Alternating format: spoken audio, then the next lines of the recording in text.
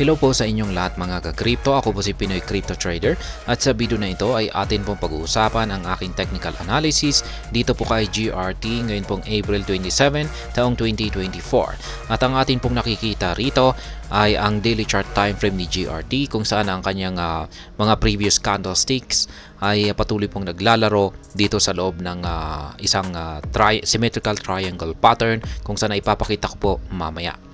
At ayan, bago po tayo magpatuloy ay nais ko lamang po munang bigyang linaw ang aking disclaimer kung saan ang nilalaman po ng video na ito ay hindi po ito isang financial advice. For education and information purposes lamang po ang layunin nito. Maliban po dito ay nais ko na rin pong magbigay babala na wala pong kahit anumang group chat ang Pinoy Crypto Trader. Kaya ayan, para sa mga hirap pong makita ang ating triangle pattern dito ay i-plot po natin. Ayan, ito po yung kanyang ayan, kinuha po natin yan.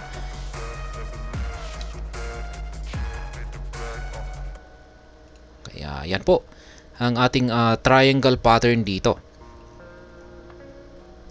At yung inaabangan po natin dito pagdating sa mga triangle pattern ay yung kanyang magaganap na breakout dito sa kanyang upper portion or dito sa kanyang lower portion. Yan, kung sa mga hindi po nakakalam kung pag dito po siya nagkaroon ng breakout sa upper portion ay makakaranas po siya ng isang price surge or pag-angat sa presyo. Pero kung pag dito naman po siya sa lower portion nagkaroon ng breakout ay syempre makakaranas po siya ng isang matinding pagbagsak sa presyo.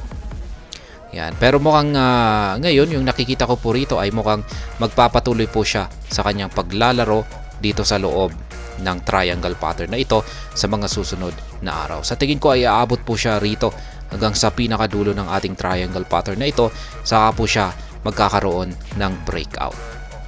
Pero sa ngayon ay bantayan lamang po natin yung galaw ni GRT ngayon habang lumalapit po siya rito sa dulo ng ating triangle pattern na ito. Kasi sa ngayon ay wala pa po tayong malinaw kung saan yung trend direction nitong si GRT. Yan, kung ito nga ba ay aakyat or kung ito ay babagsak. Pero sa ngayon, base po sa mga indicators na pinapakita ng mga indicators natin dito na bearish ang signal, ay sa tingin ko ay malamang ay magkakaroon siya ng retest dito sa lower portion ng ating triangle pattern na ito or mga support line natin dito. Malamang ay babagsak po siya rito para susubukan niya kung tatangkain po niya siguro na unang basagin yung lower portion ng triangle pattern natin dito.